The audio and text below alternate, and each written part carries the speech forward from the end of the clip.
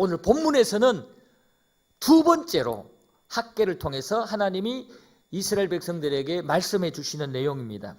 이제 유인물을 보시면서 순서대로 이제 말씀을 전할 텐데요. 여호와 하나님의 말씀이 학개 선지자에게 두 번째로 임합니다. 본문 1절 2절 말씀에 보면 일곱째 달 곧 그 달 21일에 여호와의 말씀이 선지자 학개에게 임하니라. 이르시되 너는 스알디엘의 아들 유다 총독 스룹바벨과 여호사닥의 아들 대제사장 여호수아와 남은 백성에게 말하여 이르라. 말씀은 이미 말씀드린 것처럼 하나님의 자기 계시입니다. 이 계시라는 것은 하나님이 드러내시는 그 모습을 신학적 용어로 계시라고 부릅니다. 우리는 하나님을 우리가 찾고 또 만나고 싶어 한다고 해서 찾을 수 있고 만날 수 있는 게 아니에요.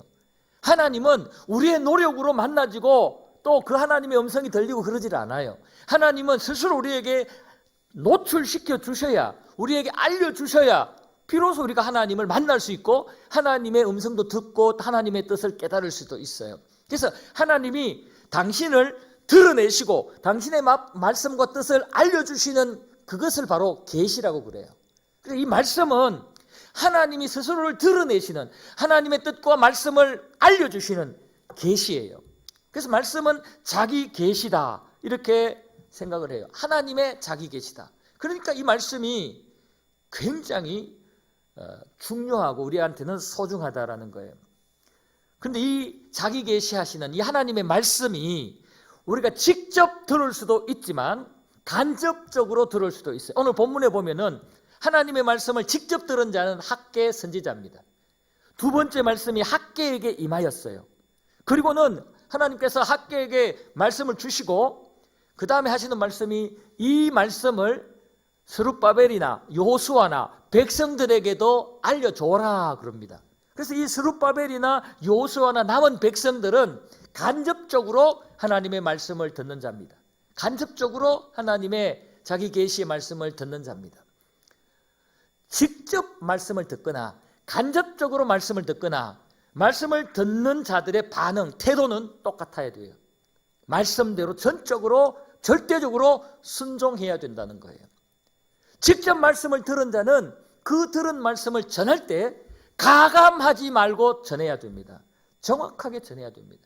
조금이라도 인간적인 내용을 더하거나 인간적인 생각으로 빼면 그것은 심각한 범죄가 되고 그렇게 전한 말씀은 하나님의 자기 계시의 말씀이 아니에요. 그래서 여기서 우리 목사님이 또는 다른 말씀을 전하는 자들이 말씀을 전할 때 굉장히 두려움과 이 부담감을 가지고 전해야 돼요. 학개 선지자가 하나님으로부터 말씀을 직접 받은 그 말씀을 그대로 전하기 위해서 얼마나 긴장했겠습니까? 간접적으로 듣는 자들이 직접 들은 그 말씀을 그대로 똑같이 들어야 되니까 이 사람이 오해도 하면 안 되고 이 사람이 그 말씀을 무시해서도 안 되고 어떻게든 하나님의 말씀을 내가 직접 들은 깨달은 그 말씀대로 이들도 깨닫고 순종해야 되니까 직접 말씀을 들은 자는 굉장히 책임감도 크고 두려움이 큽니다.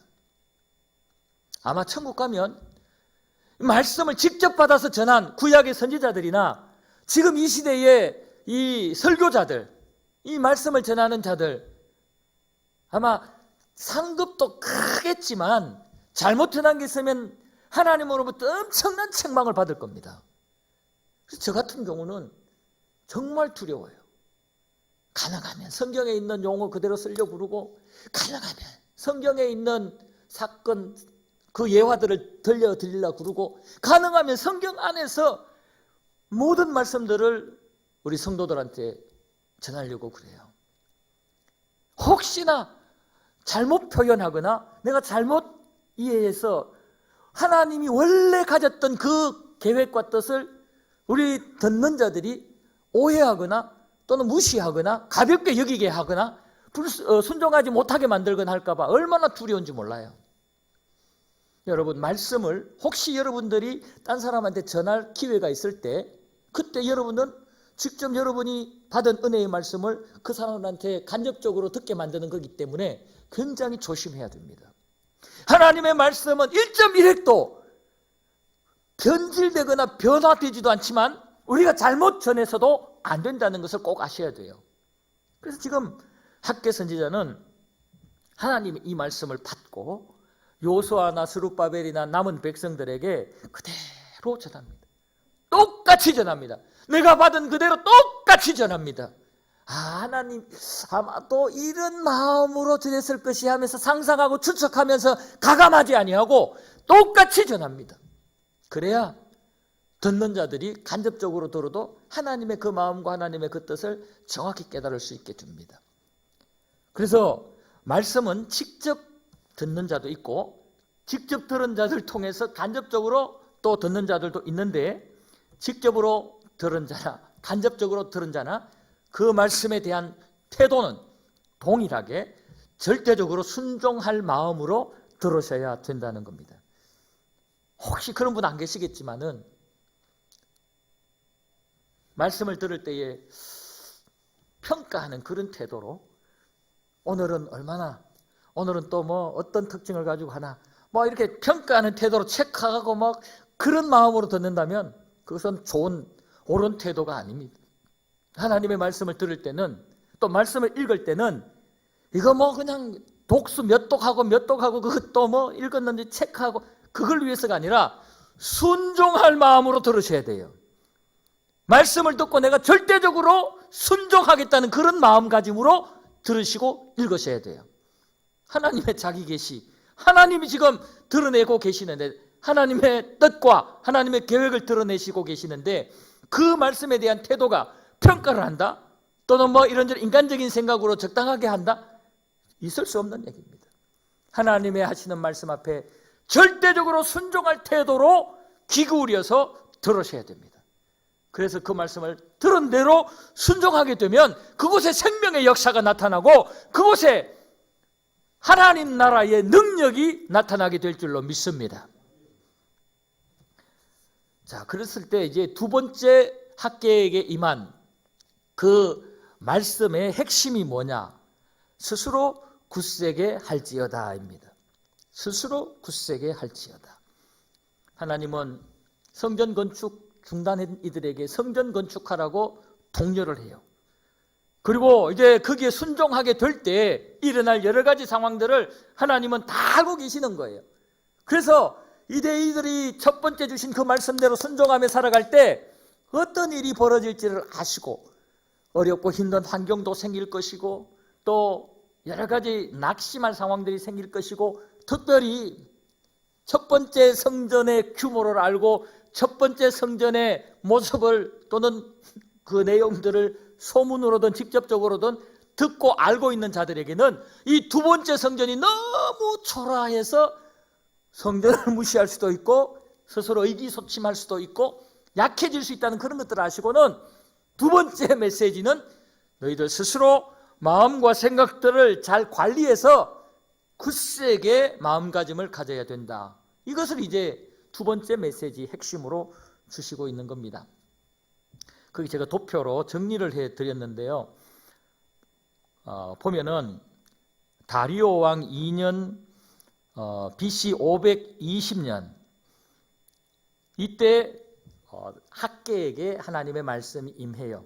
학개에게 총 4번의 말씀이 임하는데 그게 모두 다 다리오 왕 2년에 BC 520년에 이 4번의 말씀이 임한다는 거예요. 그래서 첫 번째 말씀, 첫 번째 계시가 6월 1일, 두 번째 계시가 7월 21일, 세 번째 계시가 9월 24일, 네 번째 계시가 같은 날 9월 24일. 이렇게 해서 4번 계시가 학개에게 임하게 됩니다. 그 내용을 보면은 첫 번째 계시의 핵심된 내용은 중단된 성전 재건을 다시 시작하라는 것이고, 두 번째 계시의 핵심 메시지는 스스로 굳세게 할지어다라는 것이고, 세 번째 계시의 내용은 징벌을 끊고 오늘부터는 복을 주겠다라는 그러한 메시지고요. 네 번째 계시의 핵심은 내가 택한 너를 세우고 인장으로 삼으리라. 이 스룹바벨에 대한 그러한 축복인데 결국은 이스라엘 백성들, 하나님 백성들에게 주시는 그러한 축복의 약속들입니다. 오늘은 여기서 두 번째 계시입니다. 그래서 그 도표 내용은 나중에 집에 가서 한번 살펴보시면 정리가 확실히 되리라 생각을 합니다.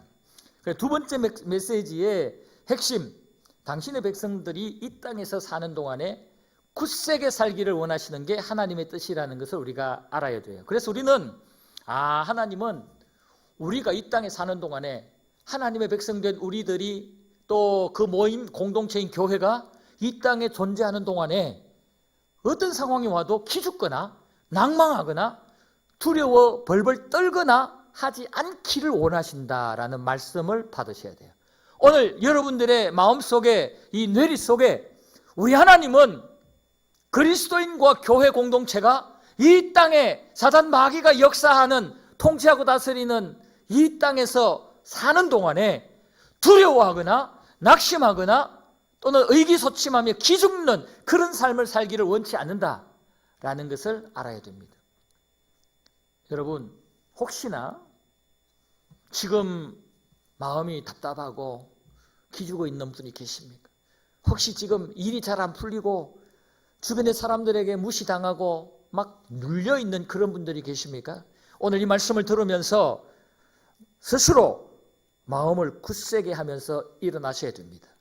스스로 마음을 굳세게 하여 일어나게 되면 그때부터는 하나님이 역사합니다.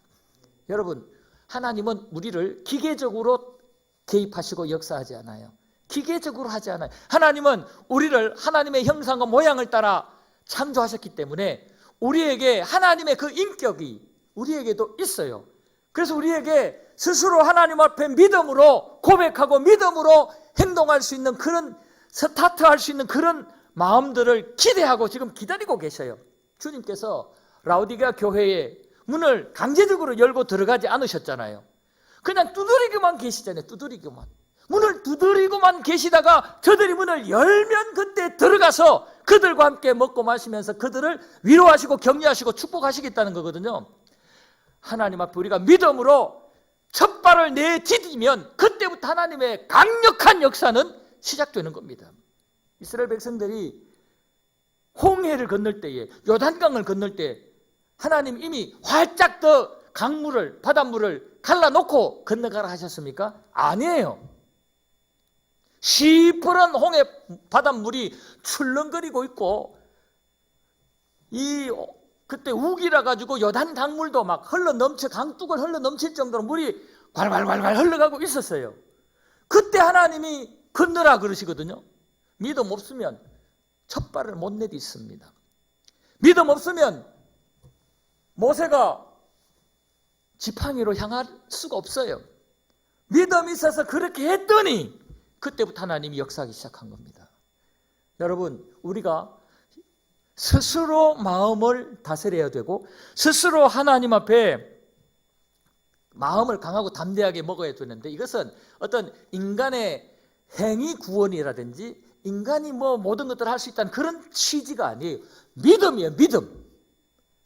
우리는 하나님 앞에 믿음으로 0.00001%도 아닌 믿음으로 요만큼 하나님을 향한 믿음으로 의지하고 시작하면 나머지 모든 것은 하나님의 은혜로 감당할 수 있게 하시고 이기게 하시고 담대하게 하시고 승리하게 하실 줄로 믿습니다. 그래서 하나님은 당신의 백성들, 성전된 자들이 하나님의 말씀을 받고 그 말씀에 믿음으로 스스로 조금씩 순종하기 시작하면 그때부터 강력한 역사가 일어나는 거예요. 여러분, 우리가 다 하려고 생각하면 엄두도 안 나죠. 우리가 다 하려고 생각하면 아무것도 못합니다. 다윗이 골리앗 앞에 섰을 때 자기가 자기 힘으로 다 하려고 했으면 골리앗 앞에 설 수도 없었을 거예요. 그러나 다윗은 내가 저 골리앗 앞에서 여호와 하나님, 만군의 여호와의 이름으로 나가기만 하면 나머지는 하나님이 하실 거다. 그 믿음을 가지고 출발을 한 겁니다. 그래서 믿음으로 돌려서 쳤을 때 그 다음부터 하나님이 역사하니까 한 방에 끝난 거예요. 여러분, 우리가 다 할 수는 없어요. 그러나 우리의 믿음으로 하나님 앞에 표현하고 믿음으로 시작하면 나머지는 하나님이 하시는 줄로 믿으시기를 바랍니다. 하나님이 하시면 능치 못함이 없어요. 마리아가 자기는 남자를 알지 못하는데 자기에게 아이가 생긴다 하니까 기가 막히는 일입니다. 인간의 이성과 경험으로는 있을 수 없는 일입니다. 그러나 받아들였어요. 믿음으로.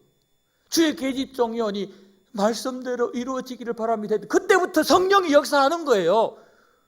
그래서 성령의 잉태하게 하심으로 예수님이 이 땅에 오시잖아요.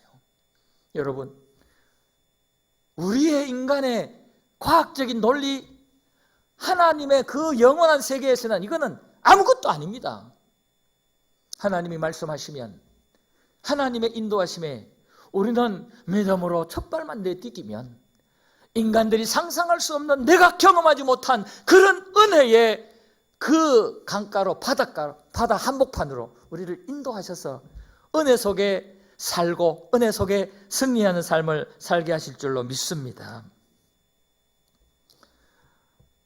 그래서 오늘 본문 3절과 5절 그 내용에 보면 제가 파란색으로 표기를 해놨는데, 스스로 굳세게 할지어다, 스스로 굳세게 할지어다, 스스로 굳세게 하여 일할지어다, 너희는 두려워하지 말지어다.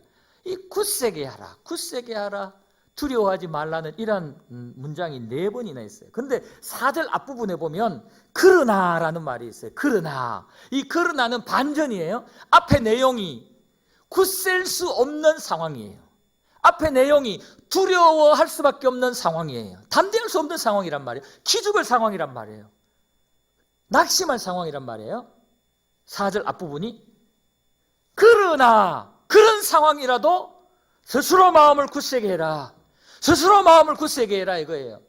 인간적으로는 낙심할 수밖에 없고 기죽을 수밖에 없지만, 포기할 수밖에 없지만, 그러나 성전된 너희들은, 하나님의 계시의 말씀이 임하는 너희들은 스스로 마음을 다잡고 굳세게 하여라. 그러면 나머지 내가 해줄게 이거예요. 여러분, 우리의 삶이 지금 정말 뒤죽박죽이고 사단의 밥이 되기 직전이고 사단이 우리를 그냥 물어뜯을 그 바로 직전의 상황이라도, 그러나 우리는 낙심하지 말고, 그러나 우리는 좌절하지 말고, 원망하고 불평하지 말고 하나님 앞에 끝까지 붙잡으면요, 마지막 씹으려고 할 때, 사단이 우리를 막 씹으려고 할 그때 우리를 끌어내 주시고 사단을 그 입을 멈추게 하시고 대역전의 상황들을 만들어 주시는 분이 우리 하나님이시란 말이에요. 여러분, 그러나의 삶을 사시기를 바랍니다. 그러나 세상 사람들은 뭐라고 하도, 세상 사람들은 다 포기하는 상황이라도, 그러나 우리는 희망을 걸고 믿음을 가지고 하나님 앞에 엎드릴 때, 하나님 앞에 순종할 때 반드시 하나님은 역전시켜 주실 줄로 믿습니다.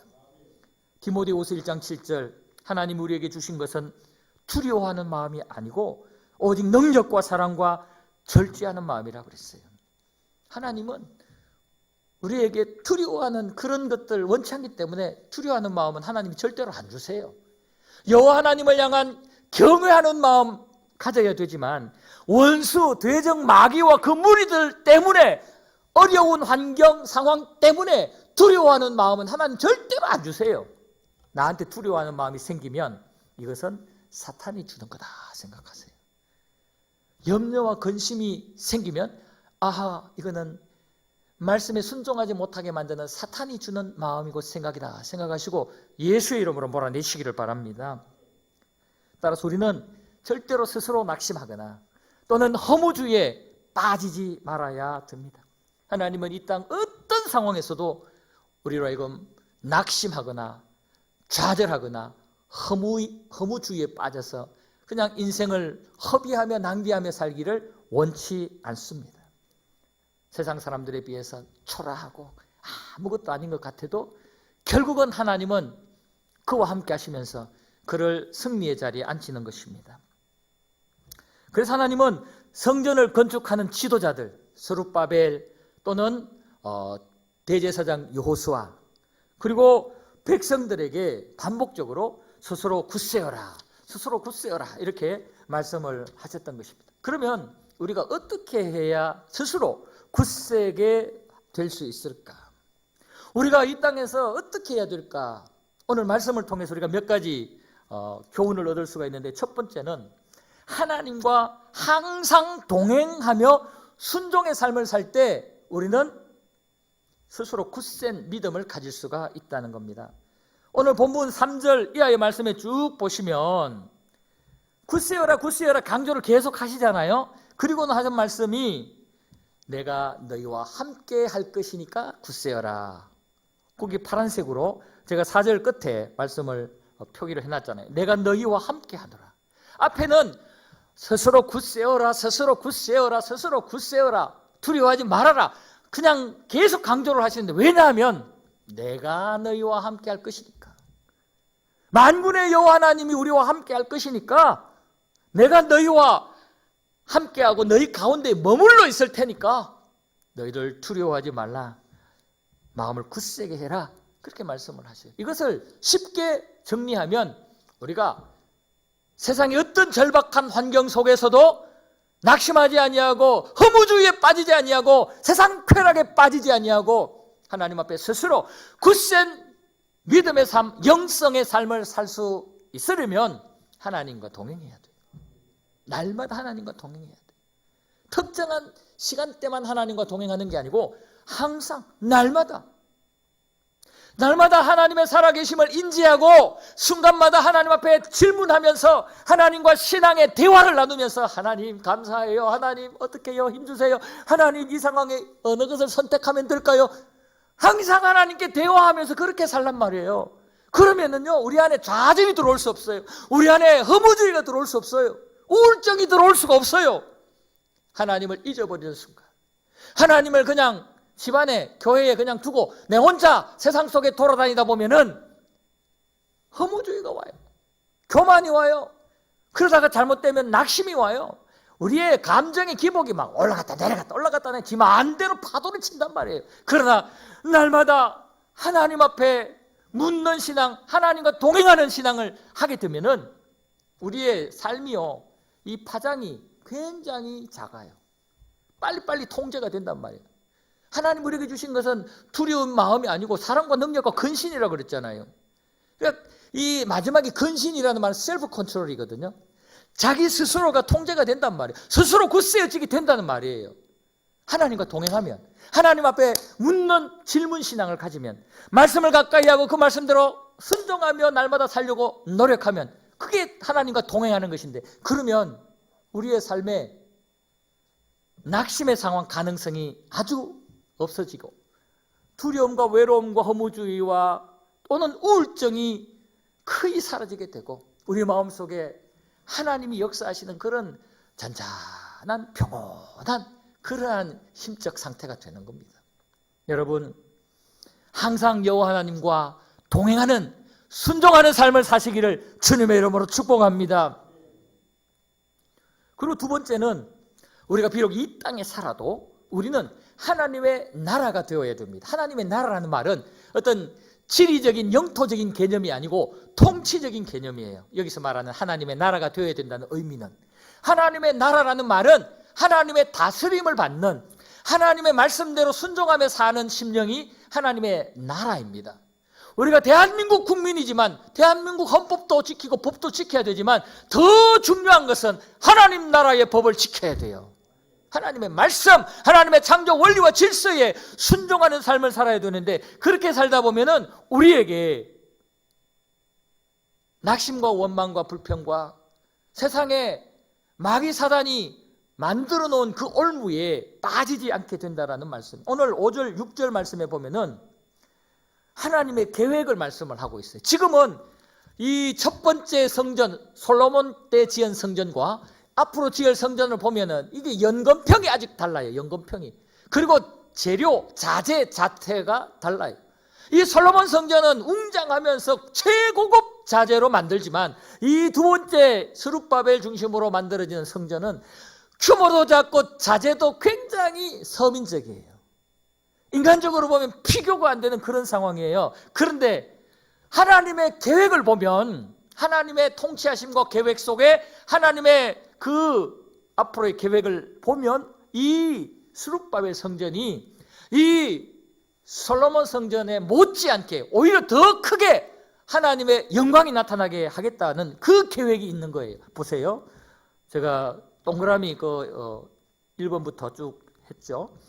하늘과 땅과 바다와 육지를 진동시킬 텐데, 모든 나라를 진동시킬 텐데, 모든 나라의 보배가 이 두 번째 성전에 나타나게 되고 이르게 될 것이고, 하나님의 영광이 이 두 번째 성전에 충만하게 될 것이고, 2장 9절, 이 성전, 두 번째 이 성전이죠. 이 성전의 나중 영광이 이전 영광보다 크고, 그러니까 지금은 초라할지 몰라도 점점 하나님의 영광이 크게 나타날 것이고, 그리고 이곳에 평강을 주겠다.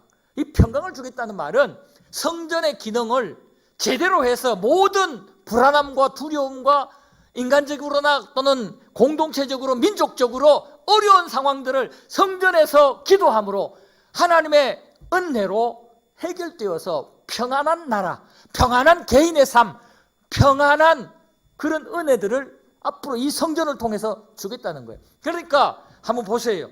현재의 모습은 비교할 수 없을 만큼 초라하지만 하나님 나라 입장에서 보면, 하나님의 계획을 보면은 이 두 번째 성전의 영광이, 이 두 번째 성전의 하나님의 역사가, 하나님이 어떻게 사용하실지 그 계획이 엄청나다라는 거예요. 점점점 잘 되는 그런 계획들, 그런 하나님의 뜻이 여기 있다는 거예요. 그것을 보면 초라한 이 성전 보고 낙심이 되겠습니까? 이런 하나님의 계획을 인지하고 깨닫게 된다면 솔로몬 성전 부러워하면서 그냥 땅에 주저앉아서 낙심하고 있겠습니까? 아니죠. 힘이 나겠죠. 비록 지금 초라하고 규모도 작아도 하나님의 계획하심은 이곳에 놀라운 하나님의 역사들이 나타나고, 하늘과 땅과 바다와 육지와 모든 나라를 진동시키는 그런 은혜가 이곳에 나타나고, 그리고 이 성전에서 놀라운 하나님의 은혜와 능력이 나타나므로 모든 이 땅의 불안과 더러움과 이 혼란함이 잠잠해지는 샬롬의 평강의 은혜가 이 성전에서 나타나게 될 것이라니. 앞으로 세계에서 보배가 이 성전을 향해서 몰려들게 될 것이라고 얘기해요. 이 보배는 앞으로 이 성전이 중심이 될 거라는 그런 1차적인 해석도 되지만, 궁극적인 해석은 예수 그리스도께서 이 땅에 오심을 말해요. 예수 그리스도께서 초림하시고 재림하실, 그것을 궁극적으로 말씀을 하시는데, 역사적으로 이 두 번째 성전, 이 성전에 주변의 많은 민족과 열방들이 관심을 가지고 찾아오게 될 것이라는, 역사적 중심이 될 것이라는 그런 말씀 의미도 있어요. 하나님의 계획은 달라요. 이것을 볼 때 우리는 낙심하지 않을 수 있고, 우리 스스로 굳세게 힘든 절박한 환경에서도 첫 발을 내디딜 수 있다 이 말이에요. 하나님의 계획을 믿을 때에 홍해를, 첫 발에 그 철렁철렁한 물이 꽉 차 있는 바다에 발을 디딜 수 있단 말이에요. 하나님이 이 바다를 갈라주실 것을 믿고 그 계획을 알게 될 때 발을 내딛는 거예요. 요단강도 마찬가지예요. 하나님의 계획을 알게 될 때, 하나님의 뜻을 알게 될 때, 우리는 이 땅의 어떤 절박한 상황도, 주변에 어떤 우리를 조롱하는 소리도 무시하고 갈 수 있는 거예요. 우리 베델교회가 이런 하나님의 음성을 듣고 이런 믿음의 첫 발을 내딛는 교회가 되기를 축복합니다. 하나님의 계획하심과 통치하심은 무에서 유를 만드시는 분이고, 죽었다가 살아나시는 분이고, 어떤 이 땅에 절박함도 이겨낼 수 있는 생명의 능력이 있는 분이 우리 하나님, 삼위의 하나님 아니십니까? 이 하나님의 계획과 하나님의 능력을 믿으시기를 바랍니다. 그리고 세 번째는, 만물은 여호와 하나님의 주권적 통치 가운데 있음을 믿어야 돼요. 이 땅의 모든 만물은 하나님의 통치 속에, 하나님의 주권적인 통치 속에 있어야 돼요. 그것을 믿어야 됩니다. 오늘 8절 이하의 말씀에 보면은 하나님이 그래요. 은도 내 것이고 금도 내 것이다, 그렇게 말씀을 해요. 그리고 성전의 나중 영광이 이전 영광보다 클 것이다. 이곳에 평강을 주리라. 이것은 하나님의 아주 주권적인 통치 행위입니다. 이 땅의 모든 것, 지금 이 두 번째 성전에 솔로몬 성전처럼 금 재료도 못 썼고 은 재료도 못 써서 서민적으로 평범하게 만들어서 걱정하지 마라. 금도 내 것이고 은도 내 것이다. 그리고 지금 이렇게 초라해도 내가 이 성전에 나타나서 영광을 점점 더 크게 만들 것이다. 내가 할 것이다. 내가 주권을 가지고 할 것이다. 내가 이 성전에 세상이 줄 수 없는 그 평강을 줄 것이다. 내가 줄 것이다. 우리 하나님이 주권을 가지시고 모든 것들을 행하시겠다는 거예요. 이것이 믿어지면 마음에 두려움과 염려와 낙심과 좌절도 떠나가는 거예요. 여러분, 세상 사람들이 아무리 뭐라 해도, 아무리 주변 환경이 우리를 기죽이는 막 그런 모습으로 압박해 와도 당장에 내일 먹을거리가 떨어지는 그런 상황이 되어도 주님 믿습니다. 주님, 만물의 주권을 가지시고 통치하시는 주님을 믿습니다. 은도 금도 이 땅의 모든 양식도 주님의 것임을 믿습니다 하면서 주님 바라보고 내가 할 수 있는 일 열심으로 하며 살면 그곳에 기적의 능력이 나타나게 될 줄 믿습니다. 그런 자에게 하나님은 스스로 굳세게 할 수 있도록 믿음을 주시고 실제로 그 믿음대로 열어주시는 겁니다. 로마서 11장 36절에 보면은 만물이 주에게서 나오고 주로 말미암고 주에게로 돌아갑니다. 그에게 영광이 세세에 있을지어다. 그러니까 만물의 시작, 창조가 삼위 하나님으로부터 시작되었고 이 모든 피조물들의 유지가 삼위 하나님으로부터 유지되고 이 모든 것들의 마지막도 삼위 하나님의 주권 속에 마무리된다는 거예요. 모든 것들의 주권은 삼위 하나님의 손에 있다는 거예요. 하나님의 능력 속에 있다는 거예요. 그 하나님의 가장 사랑받는 우리래, 가장 보배롭고 존귀하게 여김받는 우리예요. 그러니 우리가 이 세상의 것들 때문에 낙심할 필요가 없죠. 여러분, 우리 좋으신 하나님을 항상 기억하면서 스스로 마음을 굳세게 하는, 주님 앞에 가는 그날까지 어떤 열악한 환경 속에서도 스스로 마음을 굳세게 하는 자들이 되기를 축복합니다. 그리고 마지막 네 번째로는 천국을 바라보며 준비하는 삶을 살아야 됩니다. 이 땅의 삶이 다가 아니고, 이 땅의 세계가 다가 아니고, 이 땅의 세계는 점도 아니에요. 영원한 천국에, 영원한 하나님 나라에 대하면 이 땅에 보이는 이 세계는요, 우리의 70년, 80년의 인생은요, 점도 아니에요. 점도 아니에요. 이 땅에 뭐 돈 많은 사람들 뭐 수백 평의 저택을 만들어 놓고 거기서 삐까뻔쩍하게 만들어 놓고 살아도 천국의 영광에 비교하면 그건 아무것도 아니에요. 여러분, 외롭고 속상할 때마다 나는 앞으로 예수 그리스도로 말미암아 영원한 천국에 들어갈 자라는 생각을 가지고 절대로 타협도 하지 말고 낙심도 하지 말고 하나님의 백성답게 끝까지 살아가시는, 스스로 굳세운 삶을 살아가시는 저와 여러분들이 되기를 바랍니다. 우리는 천국을 바라보면서 천국 갈 준비를 하는 게 이 땅의 삶이에요. 여러분, 이 땅에 70년, 80년 사는 삶, 여기서 엔조이하며 즐기는 게 목적이 아니에요. 이 땅의 삶을 살고 나면 반드시 하나님 앞에 심판대에 선다는 것을 아셔야 돼요. 심판대에 서서 하나님 앞에 부족하고 하나님 앞에 미달되면 죄송해요, 목사도 천국 못 가요. 수십 년 신앙생활해도 천국 못 간단 말이에요. 여러분, 믿음 이거 잘 알아야 돼요. 삶은 그냥 전혀 예수 믿는 사람 같지 않고, 삶은 전혀 하나님 앞에 회개도 하지 아니하고 하나님의 말씀에 순종하는 삶을 살려고 하지도 않고 정말 세상 사람들과 별반 다를 게 없는 삶을 살면서 나 예수 믿는다, 나 천국 간다 생각하시면 착각입니다. 그거는 진짜 믿음이 아니에요. 지식에 불과한 거예요. 여러분, 여호와 하나님에 대한 지식, 삼위 하나님에 대한 지식은요, 우리보다 마귀 사단이 더 잘 압니다.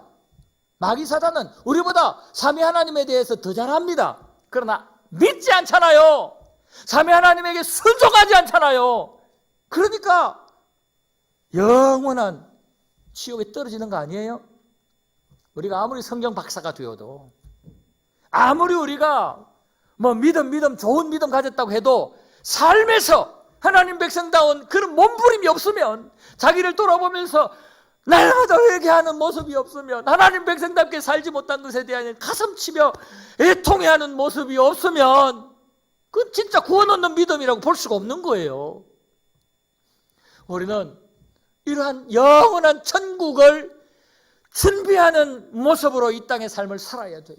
하나님이 나에게 주신 남은 인생, 하나님이 나에게 주신 각종 은사, 특별한 재능들, 여러 가지 환경들, 그건 내 마음대로 내 멋대로 살아서 되는 게 아니에요. 그 모든 것들을 어떻게 하면 내가 천국 가는데 하나님 앞에 부끄럽지 않는 모습으로 쓸까? 하나님 앞에 사용될까? 몸부림을 칠 때에 그게 이 땅에서 천국을 준비하는 삶이 되는 것입니다. 여러분, 천국과 지옥을 항상 생각하시면서 천국 들어갈 준비를 하는 게 이게 우리 마음을 강하고 담대하게 하는 중요한 원리입니다. 천국, 지옥 잊지 마세요. 그냥 천국 따놨다고 생각하지 마세요. 우리는 예수님을 믿음으로 구원은 받아요. 그러나 그건 법적인 선언에 불과한 것이에요. 정말 우리가 하나님의 말씀대로 순종하며 참믿음이라는 증거를 보여주지 못하면 심각한 문제가 생기는 거예요. 고린도후서 4장 18절 말씀해 보면 우리가 주목하는 것은 보이는 것이 아니요 보이지 않는 것이니 보이는 것은 잠깐이요 보이지 않는 것은 영원합니다. 우리가 주목해야 되는 것은 이 땅에 보이는 것이 아니래요. 보이지 않는 저 영원한 것이래요. 천국 들어갈 준비하는 게 우리의 삶의 초점이 되어야 된다는 것이죠. 히브리서 12장 2절 이하의 말씀에서도 믿음의 주여 온전케 하시는 예수를 바라보자. 그는 그 앞에 있는 기쁨을 위하여 십자가를 참으사 부끄러움을 개의치 아니하시더니 하나님 보좌 우편에 앉으셨느니라. 너희가 피곤하여 낙심하지 않기 위하여 죄인들이 이같이 자기에게 거역한 일을 참으신 일을 생각해라. 십자가의 예수님을 생각하며 천국 준비하는 삶을 살라는 거예요.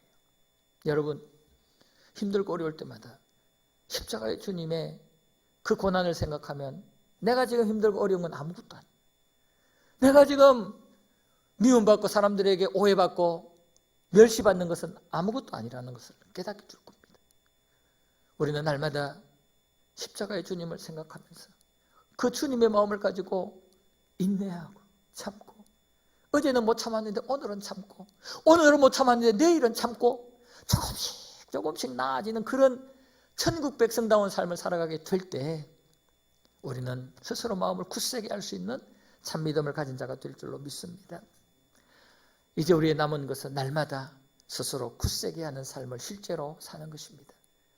하나님은 학개 선지를 통해서 총독인 스룹바벨이나 대제사장인 여호수아나 또 모든 백성들에게 앞으로 어떤 상황이 힘든 여건이 만들어져도 너희들 스스로 마음을 굳세게 가져라. 내가 너희와 함께 할게. 모든 주권을 가지고 너희들에게 은혜 부어줄게. 그러니 너희들 먼저 믿음을 가지고 낙심하지 말고 좌절하지 말고 굳세져야 돼. 너희의 영이 죽지 말아야 돼. 살아있어야 돼. 이 말씀을 주셨는데 이 말씀이 저와 여러분들의 말씀이 되기를 바랍니다. 여러분 굳세시기를 바랍니다. 하나님 살아계십니다. 그 하나님이 여러분을 사랑하십니다. 힘들고 어려운 여건 이 믿음으로 이겨내시고 감당하시기를 바랍니다. 세상의 마음을 빼앗기지 마시고 날마다 하나님과 동행하는 삶을 사시고 말씀과 성령님 앞에 모든 주권을 내어드리고 순종하는 삶을 사시고 세상이 감당하지 못할 그런 영적으로 파워풀한 스스로 하나님 앞에 깨어있는 삶을 사시는 저와 여러분들 되기를 주님의 이름으로 축복합니다. 아멘.